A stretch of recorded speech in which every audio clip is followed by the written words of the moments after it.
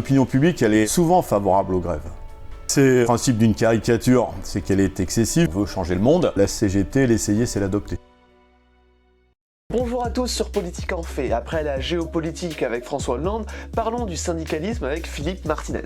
Ce dernier est secrétaire général de la CGT depuis maintenant plus de 7 ans. Mais que peut-il bien penser des dernières évolutions du syndicalisme?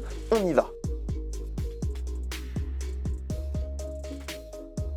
Je précise d'ores et déjà qu'on s'excuse pour la qualité des images, mais nous n'avions pas encore reçu notre matériel actuel.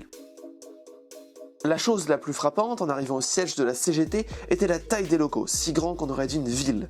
En arrivant, on ne peut que se dire, ce n'est pas n'importe quel syndicat qui siège ici. Je m'appelle Philippe Martinez, je suis secrétaire général de la CGT depuis 7 ans maintenant. La CGT, donc, c'est un syndicat qui a pour objectif de défendre l'ensemble de ceux qui travaillent, travailleurs, travailleuses, quel que soit leur statut, quelle que soit leur activité, quelle que soit leur catégorie socio-professionnelle, c'est-à-dire ingénieurs, cadres, techniciens, employés, ouvriers, mais aussi les travailleurs qui ne sont pas salariés, je pense aux travailleurs qui dépendent de plateformes Uber, etc., etc.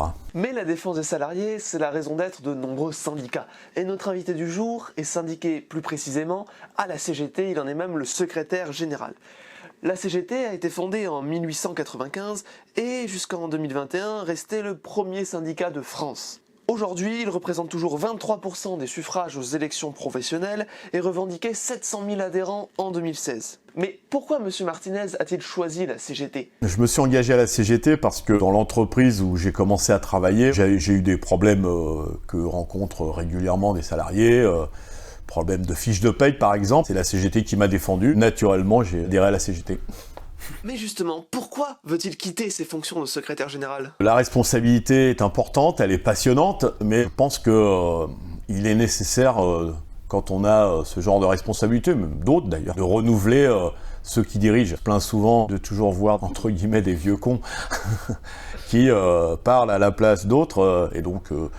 moi, il me semble qu'au bout d'un certain temps, il faut passer la main à d'autres qui ont une autre expérience, qui ont une autre façon de voir les choses. Et puis, la CGT est un vieux syndicat par son âge, qui n'a jamais eu de femme à sa tête. Et donc, j'ai proposé que ce soit une femme qui soit secrétaire générale de la CGT. Eh oui, la CGT est un des plus anciens syndicats français. Mais un syndicat, c'est quoi exactement? C'est simplement un groupe de personnes qui se regroupent pour défendre les intérêts professionnels qu'ils ont en commun. Attention toutefois à ne pas confondre syndicat et organisation syndicale. Les organisations syndicales regroupant les différents syndicats des groupes professionnels. Par exemple, la CGT est une organisation syndicale qui regroupe plus de 22 000 syndicats. Bien évidemment, ces organisations doivent juridiquement répondre à certains critères, comme le respect des valeurs républicaines ou une transparence financière. Mais voyons quelle définition a M. Martinez du syndicalisme. Simple, utile, efficace. Je crois que quelqu'un qui a un problème, eh bien, le rôle du syndicat, c'est de régler ce problème. Alors, on a d'autres objectifs, on veut changer le monde, mais je ne veux pas dire à quelqu'un qu'on va changer le monde si on n'est pas capable de lui régler son problème. C'est bien beau de changer le monde, mais concrètement, ils font quoi les syndicats au quotidien? C'est régler les problèmes. On dit souvent on est le syndicat du carreau cassé ou de la feuille de paye. Les employeurs qui ne respectent pas la loi, on essaye de faire respecter la loi. Aussi s'occuper de déroulement de carrière. Beaucoup de jeunes qui non seulement ne connaissent pas leurs droits, quand on est dans une entreprise, on a des devoirs mais on a aussi des droits, bien qui sont souvent embauchés de façon inacceptable, avec des salaires qui ne correspondent pas à leurs qualifications. Mais la CGT, c'est aussi s'occuper de travailleurs immigrés, travailleurs sans papier, pour les régulariser, et puis c'est aussi obtenir des droits pour des travailleurs et des travailleuses qui n'en ont pas. C'est ce qu'on fait par exemple avec les livreurs à vélo chez Deliveroo. Et quel est le rôle du secrétaire général dans tout ça? Essayer de passer beaucoup de temps avec ceux qui travaillent. Je dis souvent, on ne peut pas parler du travail si on n'est jamais en contact avec ceux du travail. Et malheureusement, je croise beaucoup de ministres, d'hommes politiques qui parlent beaucoup du travail sans jamais mettre les mains dans le cambouis, si je puis dire. Et puis, la deuxième chose, c'est essayer de coordonner l'activité de tous les militants et de toutes les militantes de la CGT qui travaillent dans des activités diverses, comment on fait bosser ensemble et on fait revendiquer ensemble, travailleurs de la santé, infirmières, aides-soignantes, et puis les ouvriers de la métallurgie, ou des ingénieurs qui travaillent dans les nouvelles technologies. Bien sûr, M. Martinez parle ici de la CGT, mais il y a actuellement 5 syndicats en France qui sont dits représentatifs. Je précise qu'on parle ici des syndicats de salariés, parce qu'il y a la même chose dans le sens inverse, avec des syndicats qui représentent les patrons, comme le MEDEF, qui a d'ailleurs refusé de répondre à nos questions. Mais comme M. Martinez veut changer le monde, Quelle est la différence en fait entre un syndicat et un parti politique? Un parti politique, il veut prendre le pouvoir pour essayer de changer le monde. En tout cas, c'est ce qu'ils disent. Le rôle d'un syndicat, c'est de porter les revendications, c'est d'être au plus près de ceux qui travaillent et de mettre en avant les revendications. Par exemple, quand la CGT propose de réduire le temps de travail, c'est faire en sorte que ceux qui ont du boulot travaillent moins pour permettre à ceux qui n'en ont pas de pouvoir travailler. Le syndicat, c'est plus le quotidien, contrairement aux politiques qui, je le répète, sont souvent obsédés par leur élection ou leur réélection et qui parfois voient de haut ou de trop haut des réalités du quotidien. Et quelle différence fait-il entre la CGT d'un côté et les autres syndicats de l'autre? La différence essentielle, c'est nous considérons qu'il y a besoin de règles collectives à l'échelle du pays, par exemple un code du travail très important, alors que d'autres syndicats, comme la CFDT, considèrent que tout se passe à l'entreprise, et donc, en quelque sorte, peuvent légitimer le fait qu'à métier égal, qualification égale, il pourrait y avoir des différences entre les travailleurs et les travailleuses. Nous, on veut des normes qui, non pas unifient le monde du travail, mais en tout cas qui donnent un socle commun. D'autres considèrent que, selon l'entreprise où ils travaillent, il peut y avoir des différences entre salariés de même qualification ou de même activité. Ces idées de défense du salariat sont belles, mais les syndicats restent souvent associés dans l'imaginaire collectif à des vecteurs de grève à répétition et de manifestations virulentes. Je l'ai dit, on va toujours jusqu'au bout chez nous. J'ai donc montré à M. Martinez une caricature de lui-même parue dans le journal plutôt libéral L'Opinion. Voici ce qu'il en pense. C'est le principe d'une caricature, c'est qu'elle est excessive. Moi, j'adore les caricatures. Le fait que ce soit une caricature dans l'opinion rend encore plus caricatural le rôle de la CGT, car comme vous l'avez souligné, c'est un journal pas plutôt libéral, c'est complètement libéral. L'opinion publique, elle est souvent favorable aux grèves. Souvent, mais on l'a vu dernièrement quand il y a eu la mobilisation contre la réforme des retraites. Évidemment, une grève, ça peut perturber le quotidien des citoyens. On cite souvent les grèves à la SNCF comme marqueur. Évidemment, la grève, c'est le dernier recours, donc on n'est pas des professionnels de la grève. Il faut rappeler que quand on fait grève, on touche pas d'argent. Mais quand on veut se faire entendre et que après moult discussions, on n'obtient rien, c'est le dernier recours, et en général, ça marche. C'est peut-être à cause de ces grèves, justement, mais selon un sondage Odoxa paru en 2019, 65% des Français ont une mauvaise image des syndicats. De plus, 77% d'entre eux les jugent trop politisés. Comment M. Martinez peut-il expliquer ça? Les sondages varient en fonction des questions qui sont posées. Moi, j'ai d'autres sondages où la cote des syndicats remonte, et c'est une bonne chose parce que les gens se rendent compte qu'au quotidien, le syndicat, ça sert. Il y a deux problèmes, en fait. Le premier problème, c'est qu'il n'y a pas assez de citoyens, travailleurs, travailleuses qui croisent des syndicats. Ça, c'est un problème. Donc, quand vous connaissez pas quelque chose et que vous avez que des images déformées dans l'opinion, par exemple, du rôle des syndicats, forcément, vous pouvez pas les aimer. La deuxième chose, c'est que les gens ont une vision plus positive du syndicat que de la politique, voire de la presse. C'est pas une consolation de dire que parmi les pires, on est les moins pires, mais moi, je ressens un regain d'intérêt pour le syndicalisme, et c'est plutôt une bonne chose.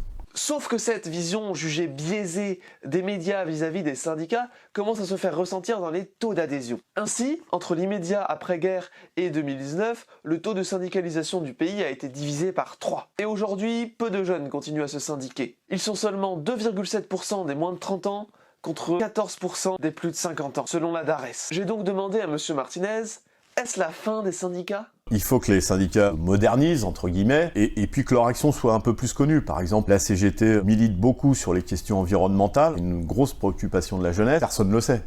Personne ne le sait.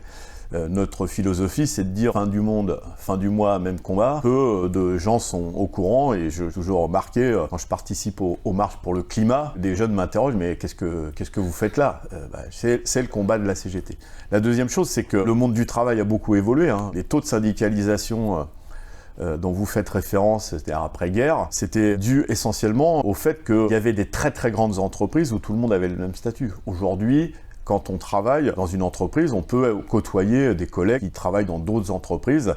Et donc ça crée des difficultés pour un peu se regrouper, se retrouver. Et puis, j'aime à le répéter, on compare souvent le taux de syndicalisation en France avec des pays qui nous environnent, comme l'Allemagne. Les mêmes qui se plaignent du faible taux de syndicalisation râlent toujours quand il y a des grèves en disant qu'est-ce que c'est que ce bordel, pourquoi il y a autant de grèves. Donc il y a aussi une forme d'attachement au syndicalisme qui se traduit pas forcément dans l'adhésion, mais par les mobilisations. Voilà, faut être cohérent. L'approche du syndicalisme en France et dans le reste des pays d'Europe n'est pas le même, et c'est ce qui fait aussi qu'il y a un taux de syndicalisation moins important en France, Ceci dit, les mobilisations en France restent une référence pour beaucoup de syndicats dans le monde. Pour comprendre la chute du taux de syndicalisation en France, il faut faire un bref rappel de l'histoire des syndicats dans le pays. Ces groupements de salariés sont apparus dans leur forme moderne au XIXe siècle, mais sont interdits dès 1791 par la loi Le Chapelier et subissent une répression très forte tout au long du XIXe. Ils seront finalement autorisés sous la Troisième République par la loi Waldeck-Rousseau de 1884. En France, ils se caractérisent par leur indépendance relative vis-à-vis des partis politiques, indépendance consacrée par la Charte d'Amiens de 1906. Sous Vichy, les syndicats finissent par être interdits et beaucoup de syndicalistes entrent en résistance, si bien que De Gaulle les intègre au Conseil national de la résistance, ce qui explique pourquoi le droit de se syndiquer est consacré dans la Constitution de 1946. On pourrait se demander alors comment revenir à cet âge d'or du syndicat, comment inverser les chiffres, comment renverser la tendance. À travers son expérience, comment M. Martinez voit le futur du syndicalisme? Ce qu'il faut toujours avoir en tête pour la CGT, c'est écouter encore plus le monde du travail. C'est pas parce que le monde ne nous plaît pas que ceux qui subissent le monde du travail, je pense particulièrement à la jeunesse qui est de plus en plus précaire, qui subit beaucoup de discrimination, il faut les écouter. C'est ce qu'on essaye de faire et on a quelques bonnes réussites. Les salariés, en tout cas ceux qui travaillent, les citoyens, ont des tas d'idées sur les formes d'action. Il y a des pétitions en ligne, des formes de communication par les réseaux sociaux qui font un tabac. Ce que je constate, j'en ai parlé, c'est que par exemple les manifestations, ça fait le buzz et il y a beaucoup de monde. Comme quoi, manifester, ça reste d'actualité, quelles que soient les générations. Mais mis à part manifester, quels sont les conseils que M. Martinez pourrait donner à le ou la future secrétaire générale? Moi, je donne jamais de conseils. Je donne toujours mon avis, mais je donne jamais de conseils. Les conseilleurs sont pas les payeurs, comme dit la formule, et donc chacun appréhende sa responsabilité en fonction de son expérience, et puis en fonction de sa vie, etc., etc. En tout cas, moi, je pense qu'il faut que la CGT reste le syndicat de la diversité du monde du travail. Il faut que la CGT se tourne encore plus vers la jeunesse. Une jeunesse qui arrive sur le monde du travail, vous savez que la moyenne d'âge pour avoir un CDI aujourd'hui, c'est presque 30 ans, ce qui explique d'ailleurs que le taux de syndicalisation des jeunes soit faible, parce que se syndiquer quand on est intérimaire ou précaire, c'est souvent un frein pour son avenir professionnel. Donc voilà mon avis sur le devenir de la CGT. La CGT, vous me l'avez montré, est souvent caricaturée, souvent déformée. Et donc ma formule, c'est de dire la CGT, l'essayer, c'est l'adopter. Héritiers du long 19e siècle, les syndicats ont structuré la vie politique et sociale française pendant près de 200 ans. Mais ils ont petit à petit perdu en vitesse, et une défiance, justifiée ou non, c'est à vous d'en juger, s'est installée auprès d'eux dans la population, tout comme envers la classe politique ou les médias, comme l'a justifié M. Martinez. Merci beaucoup en tout cas d'avoir suivi cette seconde vidéo sous le nouveau format, j'espère qu'elle vous a plu. N'hésitez pas à proposer des idées de prochaines interviews dans les commentaires et surtout à vous abonner à la chaîne pour ne pas manquer les prochains contenus. La prochaine interview arrive dans les prochaines semaines, elle va traiter d'un sujet indice qui est commun aux Corses, aux Basques et aux Catalans. Allez, à la prochaine et d'ici là, que les fées soient avec vous.